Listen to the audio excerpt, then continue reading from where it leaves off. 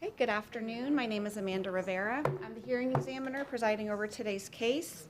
The date is March 26th, 2025, and this is case DCI 2024-00016. It is a request for the Modern Services CPD rezoning in the Caloosahatchee Shores Planning Community. Because this is a quasi-judicial hearing, all evidence and testimony must be taken under oath. So if you intend to speak, if you could please raise your hand. Do you swear or affirm the testimony you will provide is the truth? Yes. Thank you. Do we have members of the public here today? We do. Okay, good afternoon. Thank you. Welcome for coming. So the way that we're going to proceed today is first we're going to hear from the applicant. They're going to present their request in the case and call any witnesses that they may have in support of that request. Following that, we'll hear from the county staff who will go over their review and recommendation in the case. In this case, they are recommending approval with conditions and one deviation. After that, we will open the public comment period. That's when I'll invite any members of the public that wish to speak to the podium to place comments into the record. There is no time limitation on how long you may speak, but there is only one opportunity to speak. And if you would like to speak at the board hearing, you must speak today. After that, we'll come back to the applicant and the staff for their rebuttal and their closing comments, and then we'll conclude for today. So with that, we're ready to begin. Did staff have an application, or excuse me, an affidavit of publication? Yes, I do. Thank you. Yes, thank you. I'm so cold, I can't think straight. Let me see here.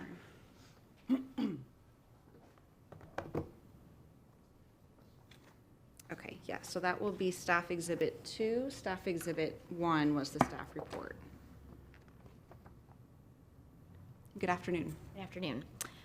For the record, Alexis Crespo, I'm Vice President of Planning with RVI Planning and Landscape Architecture. I have been accepted as an expert in this forum previously in the areas of land use planning, the lead plan, and the land development code, and would like to be seen as a witness in those areas again today. Yes, thank you. Thank you. Joining me here today is the applicant, Derek Beck, who owns Modern Services, business you'll be hearing more about through this rezoning request. Our civil engineer is Stephanie Caldwell with GreenSite. She'll be addressing utilities and stormwater. We have Yuri Baikau with TR Transportation, who will be addressing the traffic study that was submitted with the application. And then Barrett Stedgall is our environmental consultant who conducted the protected species survey, and he'll address that as well as the flux map. So the request before you today is to rezone a 1.3 acre subject property. It's currently zoned agricultural or Ag 2 to the Commercial Plan Development or CPD zoning district in order to allow for a 16,000 square foot building that would house Modern Services, which is a local HVAC plumbing company that you'll hear more about. They're defined as contractors and builders groups 1 and 2 per the land development code. So that would be the chief use of the building, a mix of office and warehousing. And there's also supportive open storage to the rear of that building we'll show you. And this is required to be in the form of a CPD because we are in the Caloosahatchee Shores community planning area. So I noted the subject property is just a little over an acre in size. It's outlined in red on the aerial there. It is along Palm Beach Boulevard. To the opposite side of the road, you can see the Veranda residential development, as well as commercial and light industrial uses surrounding the property along this arterial corridor. The property is vacant, partially cleared. Suburban future land use is our underlying land use category. I noted the ag zoning, and we are within the Caloosahatchee Shores community plan, which is in the lead plan, and then there's also Chapter 33 standards associated with this area as well.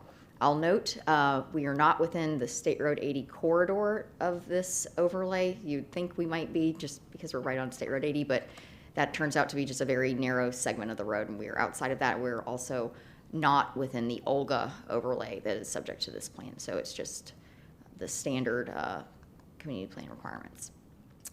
Looking a little closer at the property, you can see there is a driveway directly from State Road 80. This aligns with a median opening with the Veranda development to the opposite side of the road.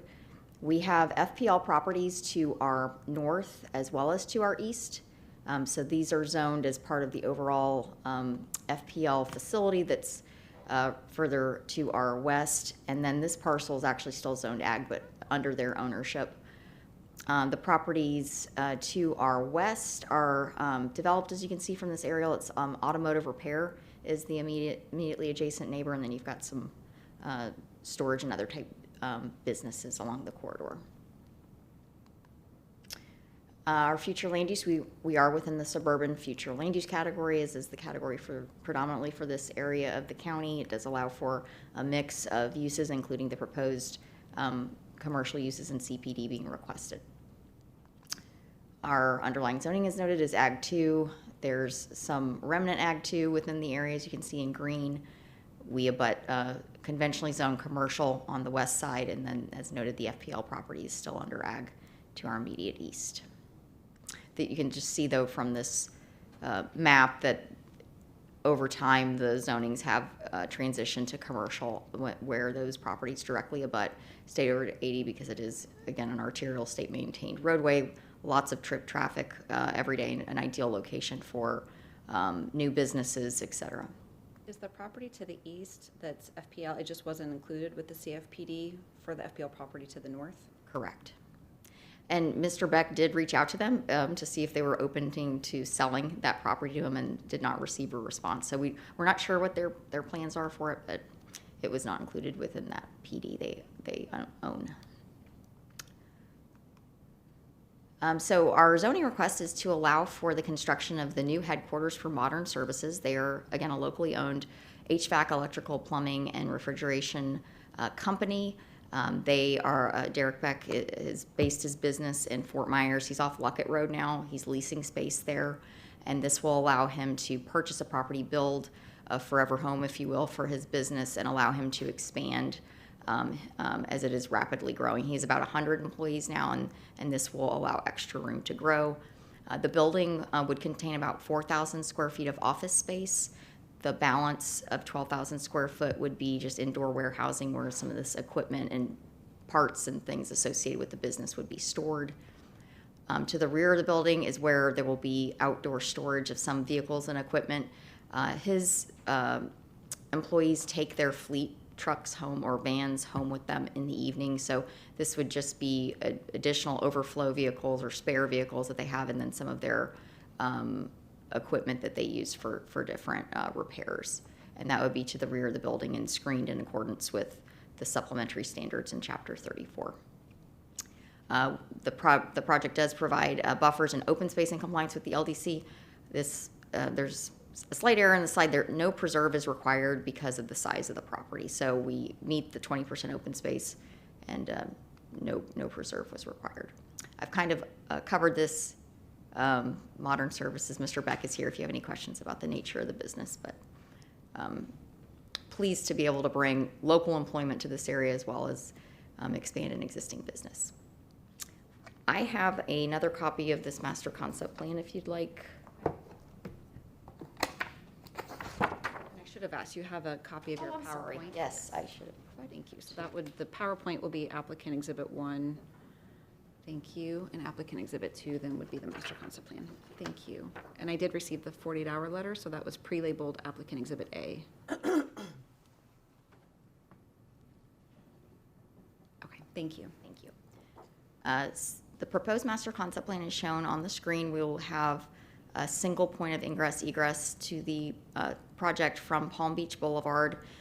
Because of this acreage, it's not required to have more than one access point.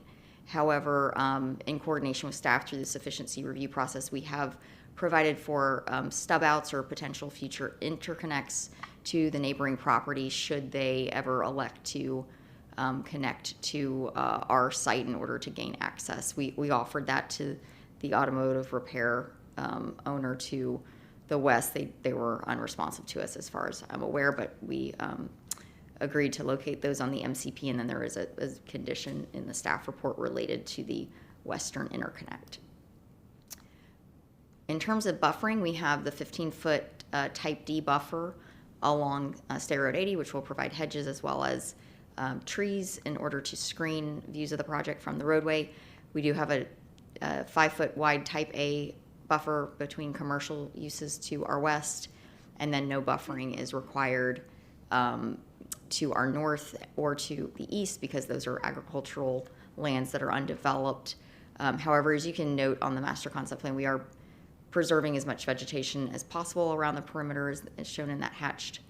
That's serving as our open space, and so there will be setback and vegetation in those areas where no buffer is required. Where it shows the proposed flex space on the western side, it says 2 units, 1,200 square feet each. Is that inclusive of the 16,000 square? Yes. Okay. Yes. That's just going to be how it's parceled out for your individual layout of the site. Yes. That's where the office space would be within the building. Okay. You said 4,000 square feet office, I think, right? And that only would be 2,400. It doesn't matter specifically. I'm just trying to get I a sense. see that doesn't add up, correct. There would be additional office space in the main building as well. Okay. And when you're saying warehousing, it's really storage. It's indoor storage of your own items AC equipment, for your parts. business. Yes, ma'am. Okay, thank you. We have surface parking to the front of the building for customers and some employees.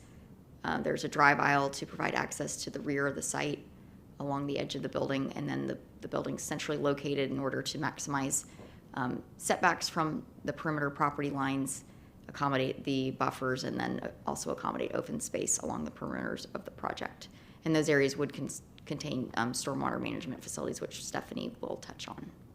So the open storage in the back will be completely screened from Palm Beach Boulevard, and then it would also be screened potentially from the eastern property. That's the only one it seems like that could have a potential impact if the FP&L were to convey it to somebody else Correct. and redevelop it, but you'll meet whatever the screening requirements are under the code. Yes, it's 34-3005 and requires full screening from residential properties as well as the public right-of-way.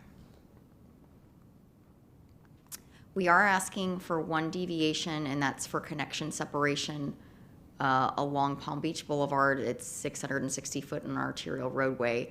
I'll just go back to this aerial real quick. And you can see the nearest driveway there is just over 100 foot away.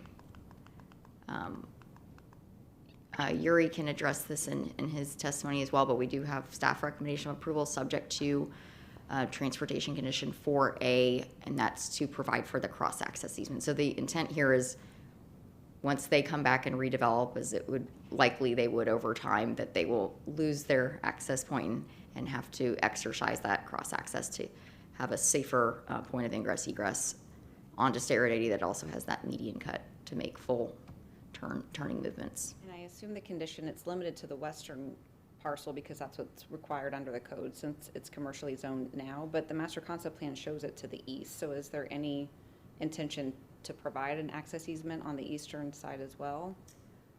We were amenable to showing it on the master concept plan. I felt staff didn't necessarily need it to be conditioned that way. They were more concerned about the property to the west. I can answer that.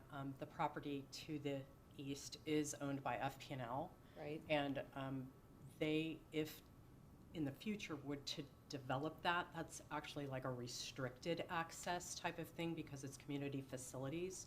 So they probably would come in if they were to develop that and request a variance at the time of development order because they don't want to have access to that property. My Because concern would be if they convey it to somebody else because there's Correct. no limitation on them. So, and it's Which shown is- on the master concept. right, which is why they have the stub out to the east if it is conveyed later. Okay, that may need some clarification, just because it's showing it on the master concept plan binds them to provide that, but if there's no access easement essentially implementing it, then it's essentially not serving any future purpose. If it's something that there's no objection to, I didn't know if there had been conversation about that previously. Certainly, Mr. Beck would like to limit the number of people coming onto his property to use that access point. So, but if it, I mean, I think if it's a requirement for the approval of the zoning, I'm sure he's amenable to expanding this condition to include the eastern as well. We have agreed to show it, so that would infer that we are okay providing it. Yes. Okay. Yes, and so those are those potential future interconnects supplemented by the written condition in condition 4A. And that is our only deviation. Again, all of the supplementary buffering, open space, setbacks, all requirements of Chapter 33 are met. Unless you have any other questions, I can turn it over to Stephanie for stormwater management. Thank you. And it's been a while since she's testified in this forum, so she was going to go through the expert witness process. Oh, I'm sorry. Good afternoon. Good afternoon. For the record, Stephanie Caldwell, Greenside Engineering. As Alexis said, it's been several years since I've testified before a hearing examiner, so I did bring an updated resume with me. Thank you. So I'll take that as applicant exhibit 3, and then if you can just briefly update, if we've already got one on file, you could just perhaps maybe fill in what's been done since you were here the last time. Okay, so I can't remember clearly how many years it's been, but I have been doing the same type of work throughout, so it's just basically adding more projects. And to be honest, since Hurricane Ian hit, it's very heavy on the drainage side, so probably the majority of my work has been stormwater management. In Lee County and Southwest Florida? Yes, Lee. I mostly focus on Lee County, Hendry County, a little bit of Collier County, but by far and wide, Lee County is where I do most of my work. Thank you. Okay. So, are there any slides, or should I just? Yes, you got a slide. Okay. We'll hit on the utilities first. That's pretty straightforward. As shown here in the availability letter, and due to its location right on the State Road 80 corridor, potable water and wastewater service is available, and as of the date of the letter, there is capacity to serve this project, so I don't foresee any issues related to the utilities for this project. So the stormwater management system, we plan to do dry detention as the mechanism to treat and attenuate the stormwater for the site.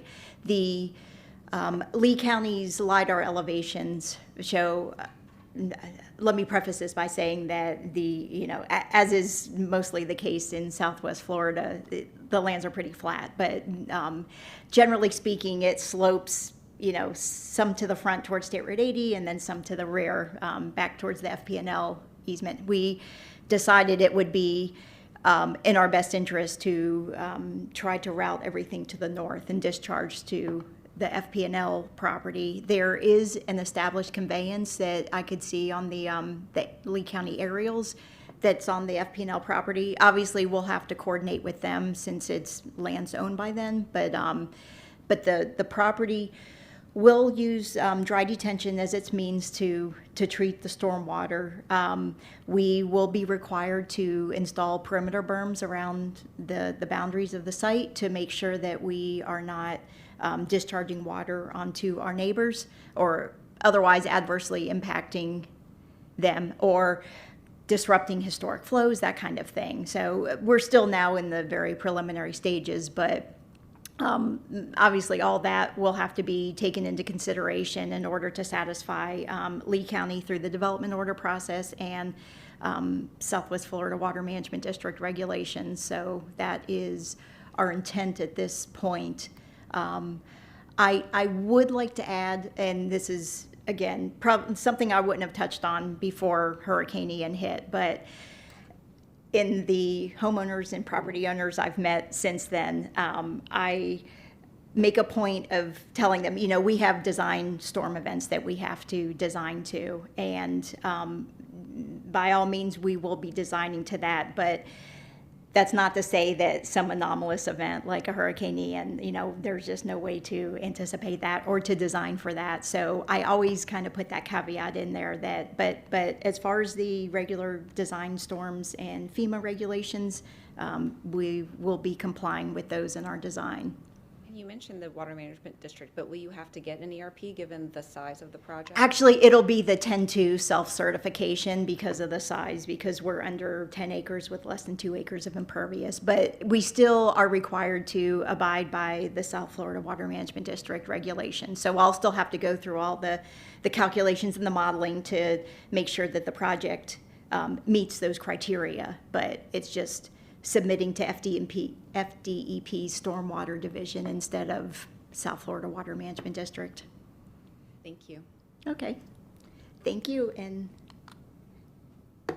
turn it over to Bear.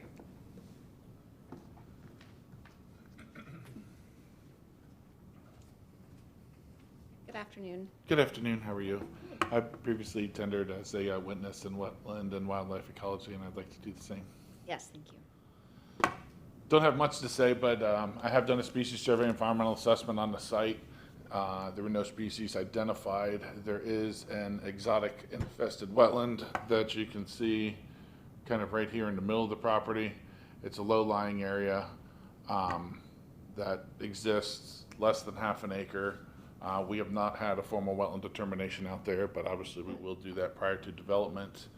And there's a lot of exotics out there. As you can see, most of the property's E4, which is greater than 75% exotics. We do have some native trees, but a lot of Brazilian pepper and a lot of melaleucas out there.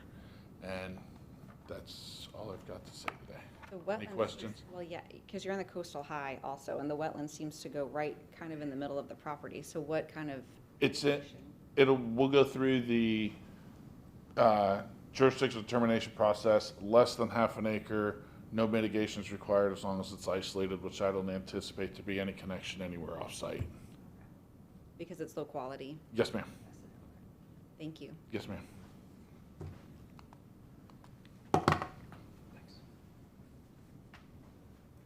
Good afternoon. For the record, Yuri Baikal with TR Transportation Consultants. I've been sworn in and previously accepted as an expert in transportation planning and would like to be accepted as one today as well. Thank you. So we prepared a traffic impact statement for this rezoning application, which again is seeking a CPD approval to allow up to 16,000 square feet of floor area. As part of our analysis, the very first thing we did was conducted a chip generation calculations consistent with the latest IT chip generation manual. And as part of our analysis, we made sure we analyzed the worst case scenario by assuming the entire site consisting of general office floor area. And that was just done to make sure we analyzed the absolute worst case scenario for the rezoning purposes. As part of our analysis, we then conducted our typical level of service analysis on the surrounding roadway system, consistent with the Lee County traffic study guidelines for rezoning applications. In this case, we analyzed SR 80, which is a 6-lane arterial that is maintained by the Florida Department of Transportation. And the results of our analysis indicated that that roadway will operate at acceptable level of service C, both with and without the project traffic in the future build-out traffic conditions. And staff has reviewed our traffic impact statement, has agreed that this project will not have a significant impact on the surrounding roadway system. As we go, should this rezoning be approved, we'll have to go through a development order process. At that time, we'll do a much more detailed traffic analysis that not only be reviewed by Lee County, but as well FDOT, since our access is to a state-maintained arterial roadway. So that concludes my presentation, unless you have any questions. There was some discussion in the staff report about that access interconnection to the western property, and that there had been discussions of it being offered and they declined, but that there was potential signalization concerns at your entrance that would cause them to have to close. Yes, when we had our pre-app with FDOT about a year or two ago, they mentioned that they've done a signal worth analysis for the Veranda HOA community, and which indicated that signal is warranted at that location. So they basically told us that if a signal ever be constructed by Veranda folks, that they would need to close those two driveways and have a cross access to our property. But again, FDOT cannot force two property owners to connect if one is not willing to do so. Okay, but you've evaluated access based on the single access. Right. State Road 80 Yes. at your project entrance. Yes. Okay, thank you. Thank you.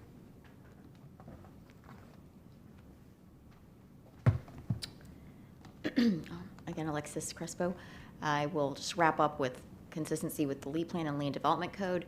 The subject property is in the suburban future land use category. This category is intended in future urban areas such as this corridor along State Road 80, and does support the proposed mix of uses through this CPD.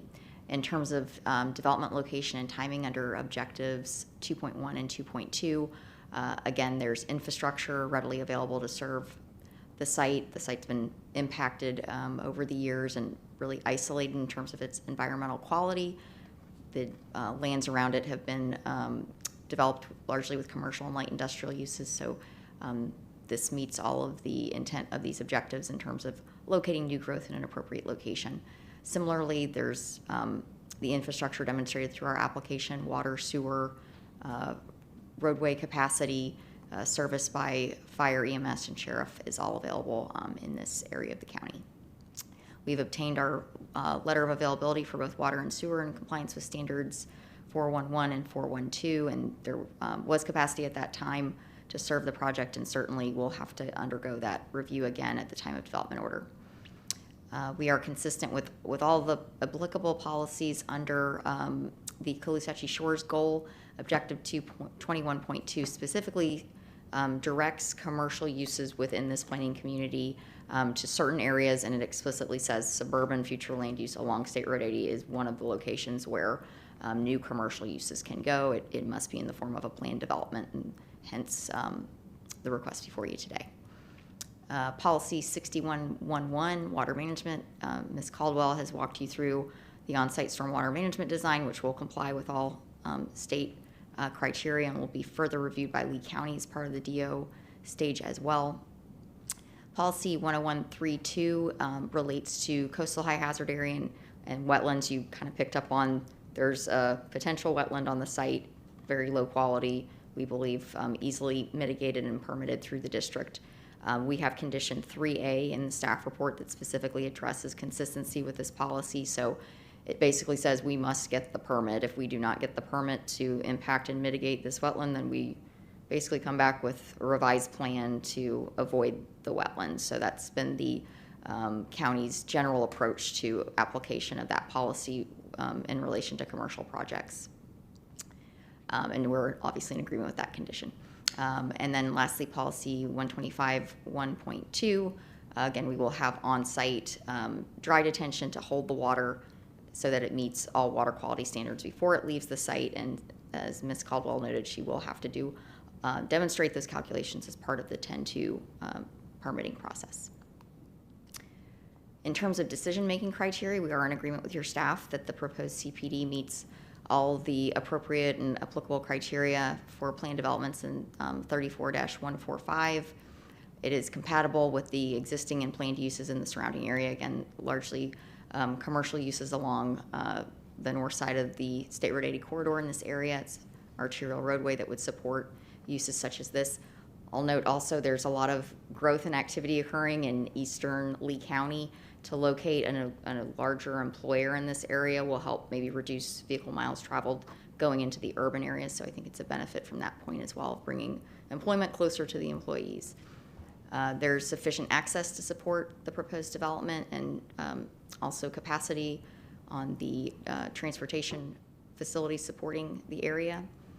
We will not have adverse environmental impacts based upon Bear's testimony.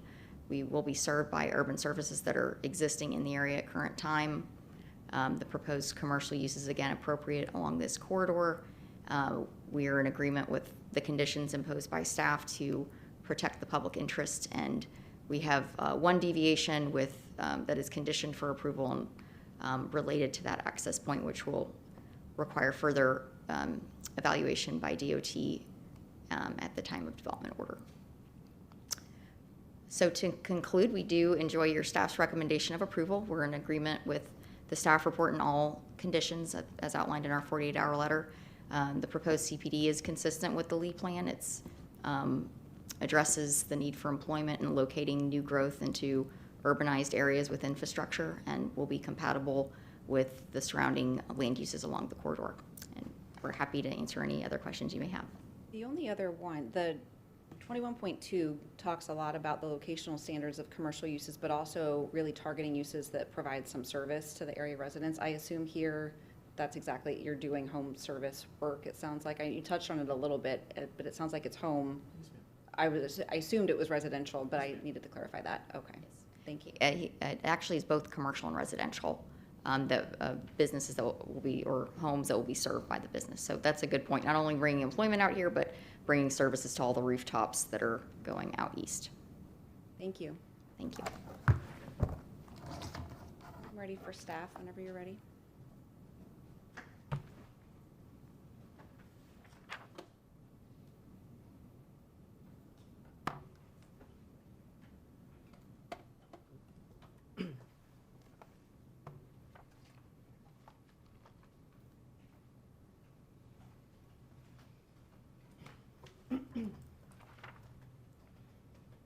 Good afternoon.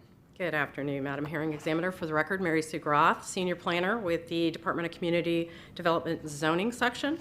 I've previously been qualified as an expert witness in land use planning, the Lee County Land Development Code, and Comprehensive Plan, and wish to do so again today. Yes, thank you. Thank you.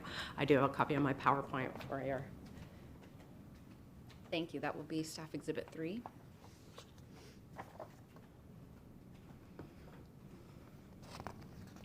So I'll start with the applicant's request and staff recommendation. RVI Planning and Landscape Architecture, on behalf of Modern Mechanical Services LLC, has filed an application to rezone approximately 1.3 acres from Ag 2 to commercial plan development. The applicant is proposing development of a 16,000 square foot building with maximum building height of 35 feet. And the primary use for that is going to be contractor offices and associated warehouse.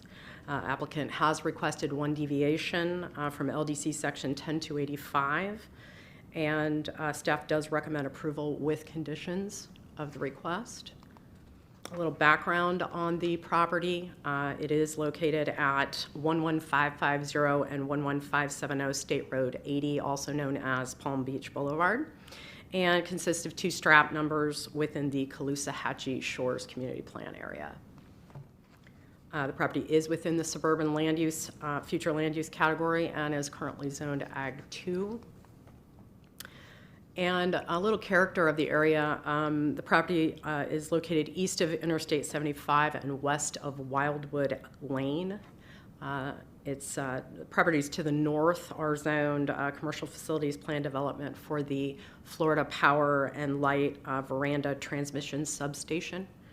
And the Caloosahatchee River runs adjacent to the north of that property line. Properties to the south across State Road 80 are the Veranda Mixed-Use Plan Development. To the east is undeveloped property zoned Ag 2, as we've covered, also owned by FP&L. And then the properties to the west are zoned conventional C2 and currently are developed with an automotive repair service. The following slides will demonstrate how staff have found the application sufficient from the listed criteria from section 34-145. Covering Lee Plan compliance, the property does lie along the State Road 80 corridor, a state-maintained arterial road. To the south of the subject property across State Road 82 lies the Veranda Mixed-Use Plan Development, which contains a total of 1,700 residential single and multifamily units. The minimum uses requested within the applicant's schedule of uses limit that commercial activity in a manner that is not destructive to the character of the Veranda community. The property to the north of the subject property, zoned CFPD, and properties to the west are zone C2, providing compatibility with existing non-residential uses. And then again, the property directly to the east of the subject property is Ag 2, and the applicant's MCP does provide adequate buffering for protection of the ag environment to that east. Objective 2.1 of Lee Plan promotes contiguous and compact growth to contain urban sprawl. This proposed CPD will be an infill redevelopment that promotes compact growth patterns. And Objective 2.2 and Policy 2.2.1, they discuss new growth in future urban areas where adequate public facilities exist. Again, this property is located along the 4-lane state-maintained arterial roadway of State Road 80. An existing infrastructure of water and sewer is in place, and utilities are available to the site. Fire, EMS, police, solid waste, and public transit serve the property adequately. For 4.1.1 and 4.1.2, the applicant has provided the letter of availability from Lee County Utilities stating lines are in operation adjacent to the property and presently have capacity to provide service. There are no reuse mains in the vicinity of the property, but this does fulfill the requirements for those standards. And the applicant did state that they would be connecting to both those public water and sewer lines. For policy 4.1.4, environmental, applicant has provided the required protected species survey and associated maps. Environmental staff completed historical research of the property pertaining to vegetation and clearing and completed a site inspection to confirm species and plant communities. Staff's noted discrepancies in the provided environmental reports are covered in the environmental staff report. Some of those discrepancies include flux designations. There's a ditch swale that is not noted on the protected species survey, and the potential wetland communities on the property. Therefore, environmental staff did recommend the condition that they've agreed to, that the developer may not commence construction on development impacting wetlands until issuance of the required permits. Development activity must comply with state wetland permits and applicable local development permits. If the state does not approve wetland impacts, or if the state wetland permits are not consistent with proposed wetland impacts reflected in county development permits, then the developer must amend the local development permit approvals to be consistent with the state wetland permits. Goal 6 of Lee Plan seeks to permit orderly and well-planned commercial development at appropriate locations within the county. Property is located in the Caloosahatchee Shores Community Plan area, and the request will facilitate commercial uses consistent with other nearby existing commercial zone districts. Access to the proposed development will be facilitated through one interconnection driveway shared with the C2 property to the west. I would like to make a note that in my staff report, I inaccurately reflected 2 connections to the west. There's only one going in there, and then and then again a connection to the ag property to the east, and then of course the one access point onto State Road 80. The Lee County Department of Transportation did provide a transportation-related analysis that noted that the proposed project is not anticipated to adversely affect the surrounding roadway system. And since State Road 82 is a state-mained arterial road, that would be subject to approval from Florida DOT. Within the applicant's provided deviation and justification request, they also provided that FDOT access management approval that addresses that deviation request, and indicated that consideration should be given to granting that neighbor to the west access to State Road 80. Of course, the applicant did provide that stub out to the west on the MCP, which fulfills policy 6.1.1.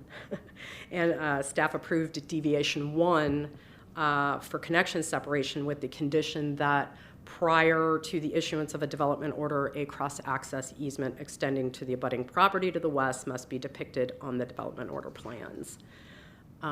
As previously stated, adequate landscaping and buffering will be provided at time of development pursuant to policy 6.1.1.2 and 1.1.3.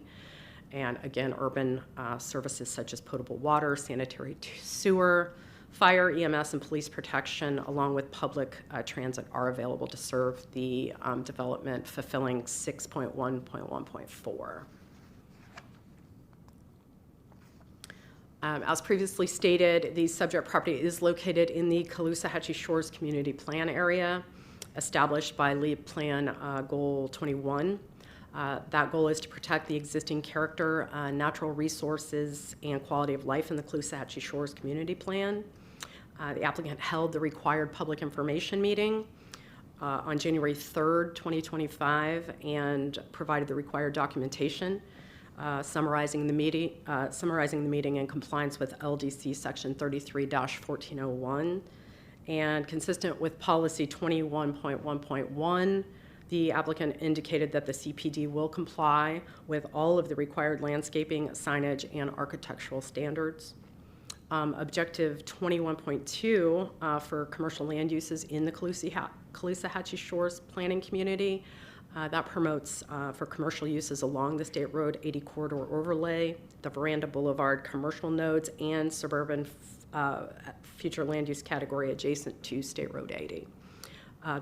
The proposed rezone to CPD includes limited low-intensity commercial uses that provide local employment and services to the surrounding area.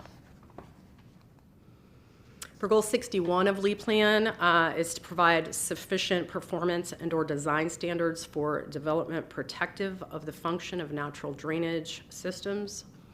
Policy 61.1.1 requires that freshwater resources be managed and maintained to ensure sufficient water is available to maintain or restore natural systems. Policy 125.1.2 states new development and additions to existing development must not degrade surface and groundwater quality.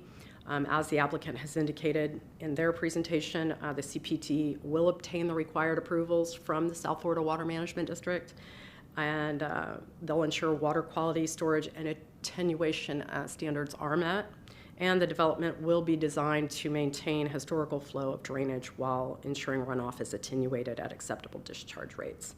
And that does fulfill the 125.1.4 policy. Property resides in the coastal high hazard as established by Goal 101 of the LEAD Plan. Policy 101.1.1 requires that development within the coastal high hazard area be compatible with those natural systems such as water retention and purification, wildlife habitat, primary productivity, and defense against coastal flooding. The applicant indicated that the site would meet all required open space and buffering requirements, and all development will be constructed under the FEMA and South Florida Water Management District current standards. Pursuant to policy 101.3.2, development in the coastal high hazard area is restricted to only uplands, except as needed for provisions of public facilities. The applicant did indicate that the site contains approximately 0.24 acres of low quality wetlands as referenced in the provided flux map and environmental report. Again, environmental staff did do the site inspection that noted some discrepancies in the provided environmental report, including a flux designation where the consultant identified an area as flux 420E4, where staff noted evidence of hydraulic conditions with the potential of being identified as wetlands. So in addition, staff again also identified that ditch swale area that's not noted on the protected species survey, and recommended that condition that would fall under compliance with 4.1.4 and then subsequently this policy as well. So for meeting the code and other applicable county regulations, the applicant has acknowledged that at the time of development order, LDC and other applicable county standards would be required. And again, we know that they did request the one deviation with this request. LDC section 10285, which requires a connection separation of 660 feet on arterial roads in future suburban areas. They would like to allow a connection separation of 108 feet to the nearest driveway to the west, and provided the FDOT access management approval addressing the deviation request. They did provide the stub out to the west, and staff has approved deviation 1 for the connection separation with, again, that previously noted condition that we discussed for Goal 6. Again, compatibility with existing planned uses. We know the property is located in the suburban future land use category. There's other nearby existing commercial zone properties, and the site is designed to provide compatibility with the residential community across State Road 80 and the surrounding residential uses. And again, the applicant's schedule of uses is limited to remain compatible with the surrounding area. Access to the proposed development, again, will be facilitated through the one interconnection to the west, an interconnection to the ag property to the east, and then one access point onto State Road 80.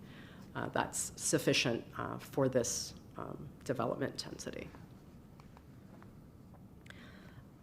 Applicant also provided the required transportation impact statement, and LCDOT provided a transportation-related analysis, noting the proposed project is not anticipated to adversely affect the surrounding roadway system. FDOT provided access management permit approval. They stated that since the development will not generate more than 600 vehicle trips per day, a traffic impact analysis will not be required. For adversely affecting environmental, critical, or sensitive areas, the applicant did provide the required surface water management plan narrative, stating the CPD will utilize on-site water detention areas in the form of dry detention to collect and treat on-site surface water. Water will then be directed from the development area and parking lot into the dry detention area, where the water will be treated to meet the South Florida Water Management District standards. Water will eventually outfall off-site in accordance with historical drainage patterns. And the project and surface water management system will also be reviewed in detail at the time of development order.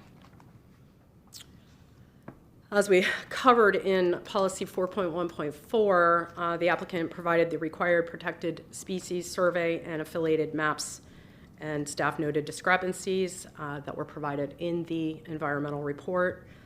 Environmental staff's recommendation of the condition noted in policy 4.1.4 would also subsequently fulfill this requirement for policy 101.3.2. In addition, environmental staff also provided information on open space. Project does meet the small development definition from LDC section 10-1.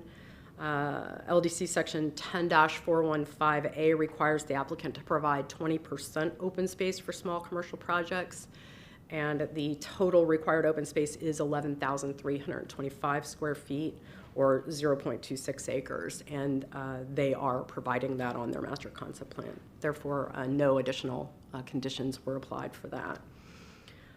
For indigenous open space preservation, the LDC requires that a large development provide 50% of the open space percentage requirement through on-site preservation of existing indigenous. The subject property, as we know, is a small project, less than 10 acres in size, and no indigenous open space will be required. The buffers proposed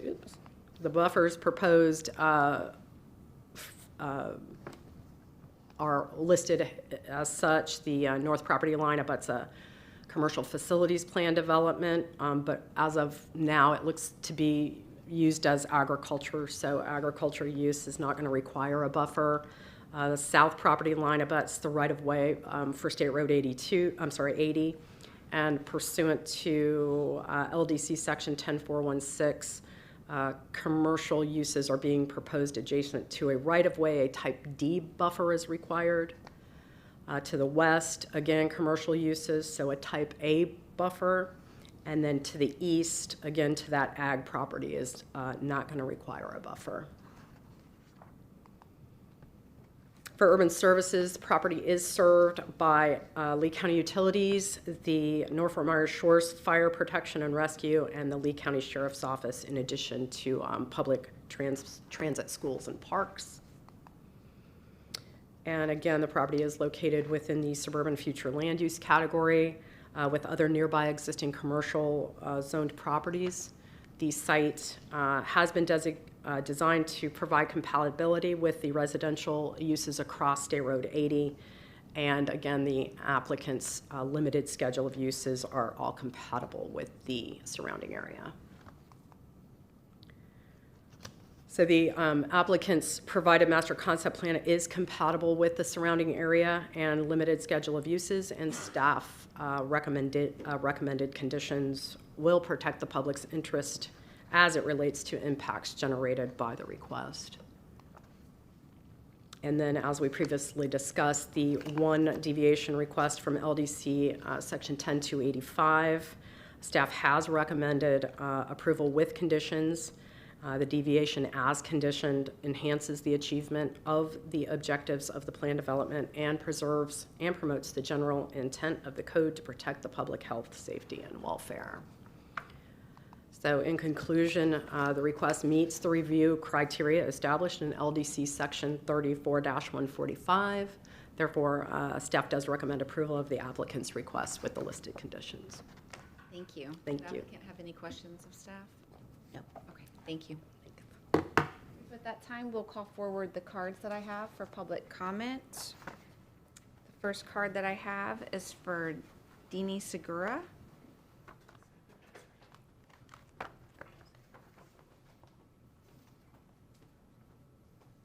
Good afternoon. Good afternoon, Madam Hearing Examiner. I am Deneen Segura. I own an auto repair shop adjacent to the property. After listening to all the things, first of all, our property is zoned commercial, residential. There is a home on the property that has been there since the 50s. The building went up in the front, I want to say 70s or 80s. We've owned the property ourselves for the past, I want to say 5 years. But this is, the water drainage, first of all, has been a huge concern for us.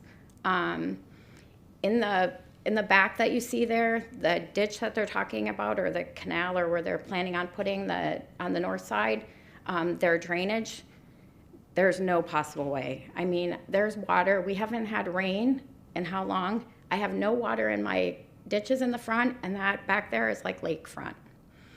This is something I've been working with Southwest Florida Water Management, FPL. I've talked to the county commissioners about it. And what happens is that the neighbor next to me on the other side, their property is built up higher than me.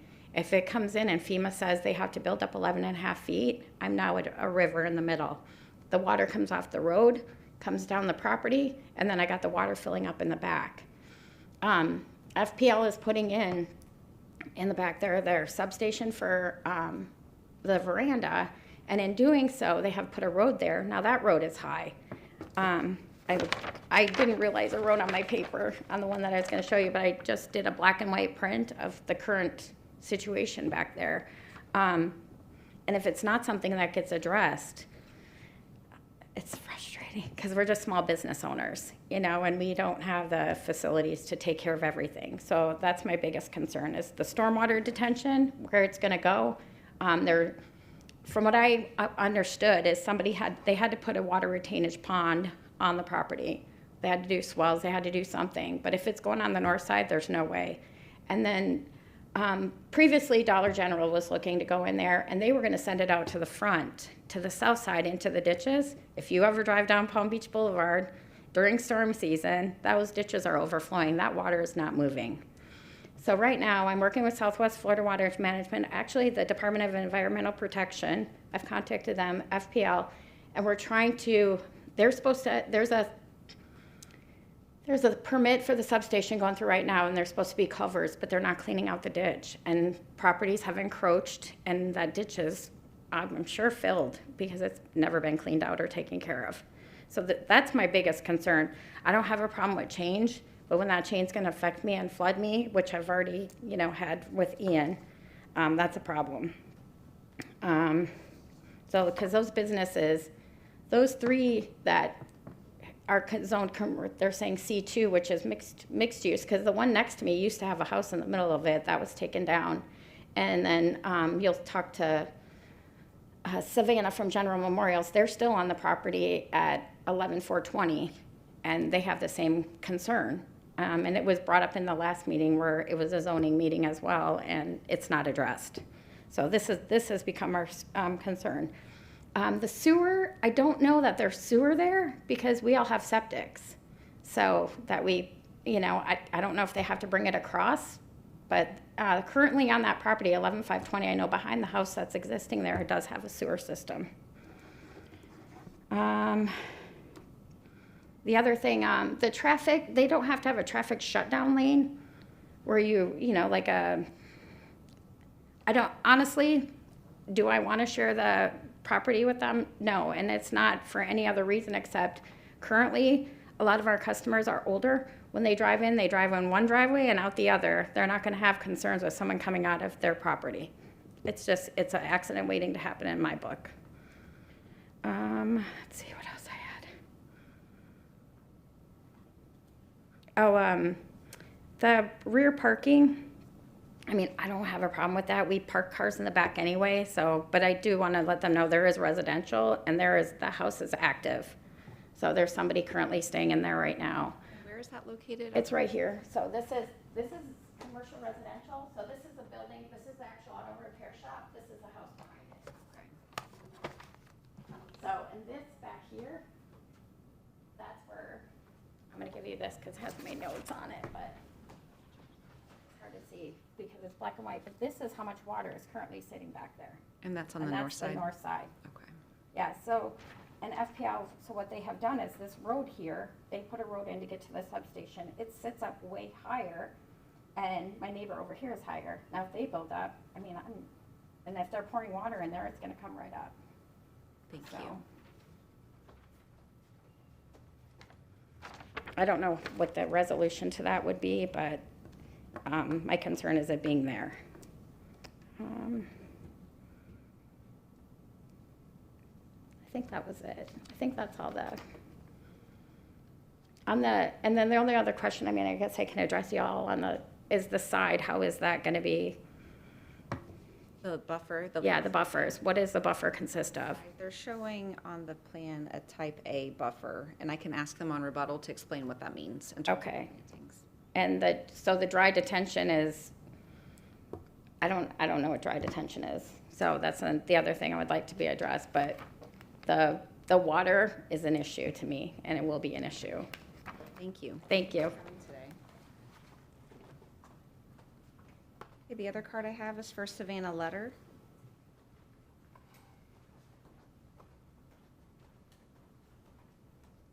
Good afternoon. Hello, my name's Savannah, and I live on property 11420, and we actually own 11400 as well. And the reason why we came today is because we just wanted to address the concerns about the water flow, and it would be a concern for you as well if nothing's done about it, especially from the plans that you guys show. You're gonna have parking in the back. So there's actually a ditch that runs along back of the properties. FPL, my family has actually owned this property since the 50s. So we're actually the lowest from everybody on this strip. And when FPL, they digged a canal pretty much on the back side. And you can actually see in this photo where the water holds behind Danine's property. And there's so much vegetation, and it's all exotics. It's just never been maintained. So it all encroaches onto my property and Danine's property. And then when storms come through, everything gets flooded now because there's no water flow. There used to be culverts that finger off into the wetlands on FPL's property. And then there was a culvert further down, if somebody could zoom out for me. I don't know who has this. There is a culvert. I'm gonna step over here. So this is where the canal that they dug was, that hasn't been maintained in forever. There's culverts that used to be here that finger off into these wetlands, and I don't know if FPL actually replaced these culverts when they improved this driveway here. And there's also a culvert down here. This culvert's way too high. This culvert was supposed to be put in here to let all of this wetlands and this canal flow out with the tides. But since this is too high, it doesn't come in and out the way it's supposed to. And then we flood because we're the lowest. Danine also floods because she's the second lowest. This property right here, Julio, he has a retention pond, which also fills up every now and again. And he was required to have that because of their development. With your property that you purchased, since you're gonna use all of your space and you're parking back here, you're gonna flood whether you like it or not. And if we don't do anything about it, it's just gonna keep happening. I mean, like Danita said, we've talked to EPA, we've talked to the water management, natural resources. They've reached out to FPL. FPL, you don't get a response from because they just, whatever, not their problem in their eyes. And then everyone says, we originally were getting the ring around, and then FPL said, well, it's not our problem. It's like, well, it's not our property, so nothing I can really do about it. And then, trying to think if there's anything else. It's just mostly the waterway. It just needs to be cleaned. You're gonna run into the same problem if you don't, help us in this fight at least. So that's all it is that it just needs to be taken care of. There's a lot of development going on, and if we keep continuing, it's going to get worse. And then storm season comes around, I'm gonna be screwed because my property floods now. And we've been through, my family's owned the property for several years, and now we've flooded twice since Ian and Irma. So it is something that is kind of, we welcome you. I don't want you to feel unwelcome because it is. But it's just something that needs to be addressed, essentially. And that's all we have to say. Have a concerted effort and have a conversation with FPL. Yes, that's why we came here today, because it's something, if we don't talk about it, nothing's going to get done with it. So it's very important to us. It should be important to you because you're going to be parking very expensive equipment back there, and you'll run into the same problem. So that's all I have to say. Thank you. Thank you for your time. Thank you for coming today. Can we just get a rebuttal? Or Yes. if you need a moment, we can take it. Otherwise, it sounds like the real issue was explaining the water management system and then just describing what that buffer is going to look like. Yes, and I will ask Stephanie to address the stormwater management items that were just raised.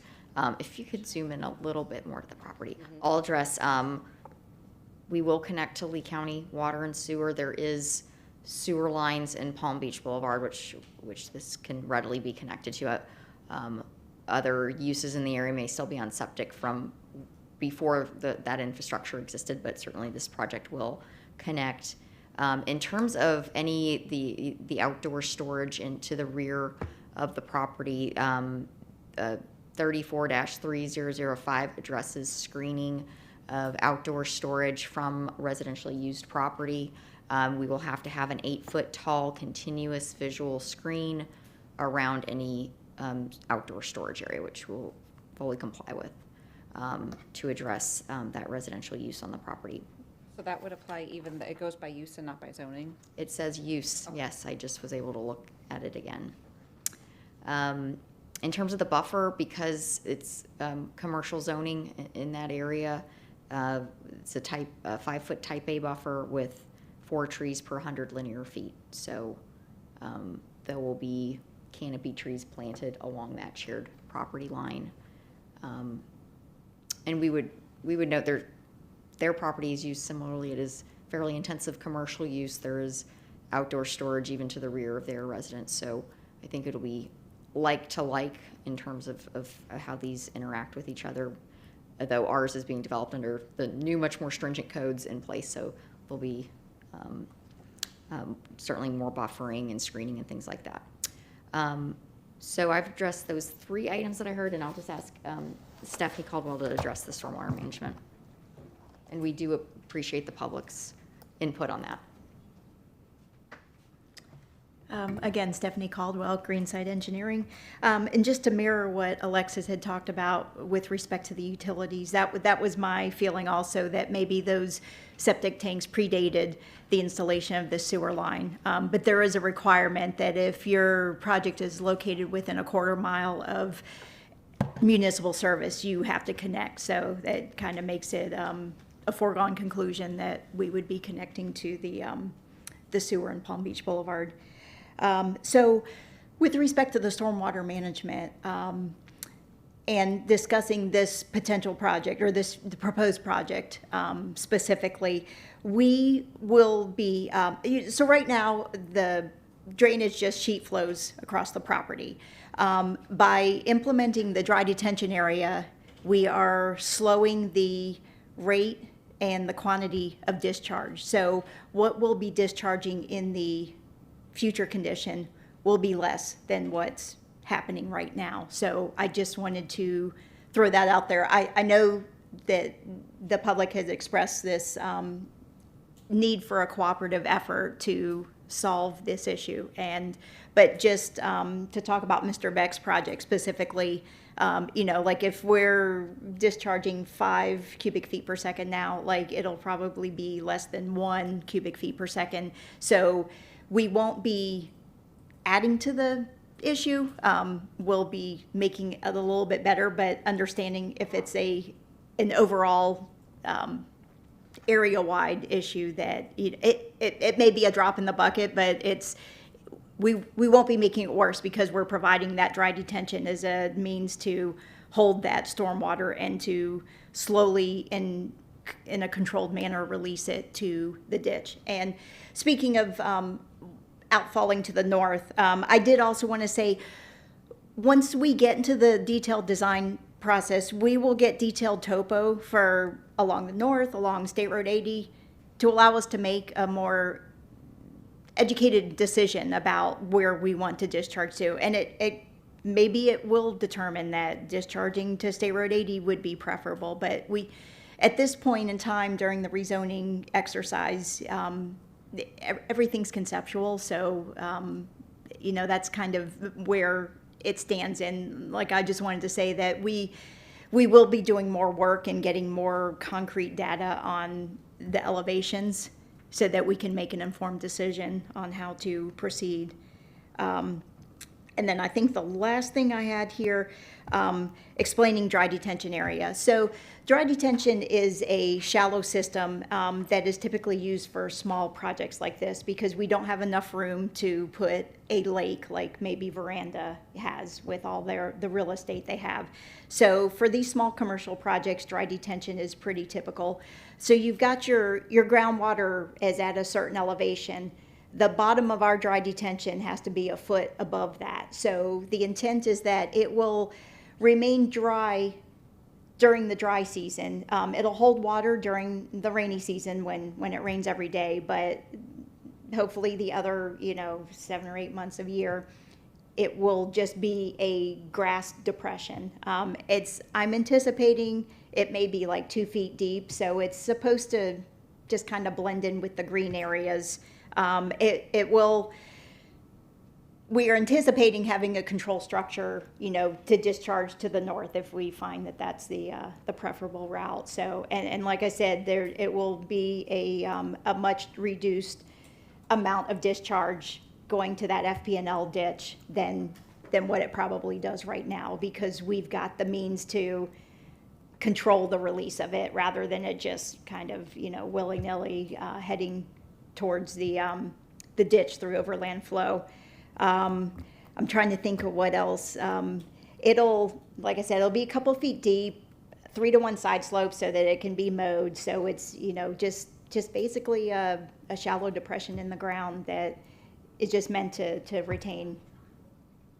And the dry detention areas aren't specifically called out on the master concept plan, so is it intended it's going to overlap with where you've shown the open space? Yeah, it'll be in the green space, so it seems like it'll make sense to have that, like maybe along one, if not both, the side property lines to convey it back to the back, and then just have it behind the parking area that he has behind the building. You said it's sheet flowing now, but I think your testimony when you spoke earlier was that the contours of the land, it is currently flowing right now, some to the north and some to the south. Yeah, when I looked at the LiDAR, it looks like there is a portion that flows out, that just overland flows to State Road 80, and then there's I'll say a slight ridge, partway back on the property, and then the rest of it, same thing, sheet flows via overland flow to the north to the FP&L property.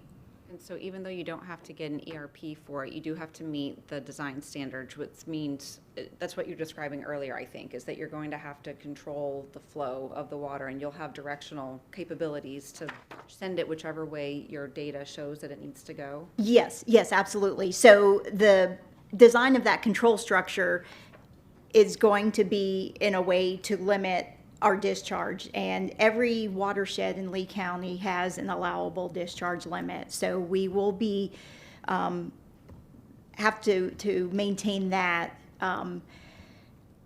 There are some instances where we're allowed to exceed that a little bit, like as long as we use a minimally sized, because if it's a small site and we're limited to a very small amount of discharge, it's just impossible to design a control structure to just, 0.01 CFS or something. So the Water Management District will allow us, as long as we're using a minimally sized orifice and, that we're meeting it as best as we can, basically. We'll also have to have perimeter berms around the boundaries of the property that are at least as high as the 25-year, 72-hour storm event. So in theory, anything less than a 25-year storm is going to stay within the confines of the property. Because the control structure, everything is, the grade of the control structure will have to be at least at that level. So that will mean that everything less than or up to the 25-year event will stay on site before it's then discharged through that outfall structure. Thank you. Sure. Was there anything further on rebuttal? No. Closing, did staff have any comments? No, I don't. Okay, thank you. Let me check my notes. There was one question I know I had that was minor but important. Condition 2, lot coverage. I just need clarification. It shows 605%, so I don't know if that's supposed to be 60% or 65%. I just need to know which one.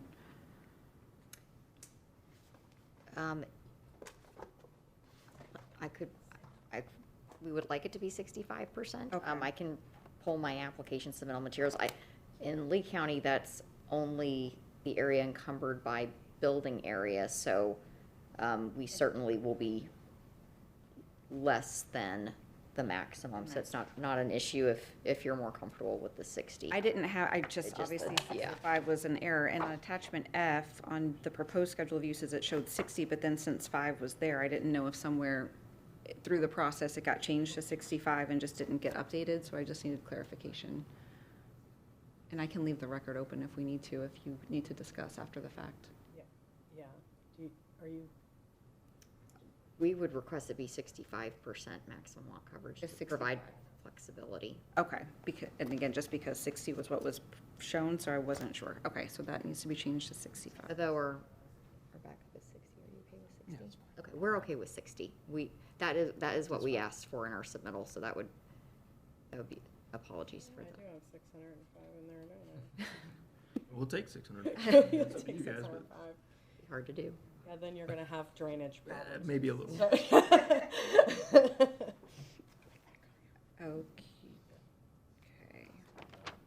I think that was the extent of what we can address today.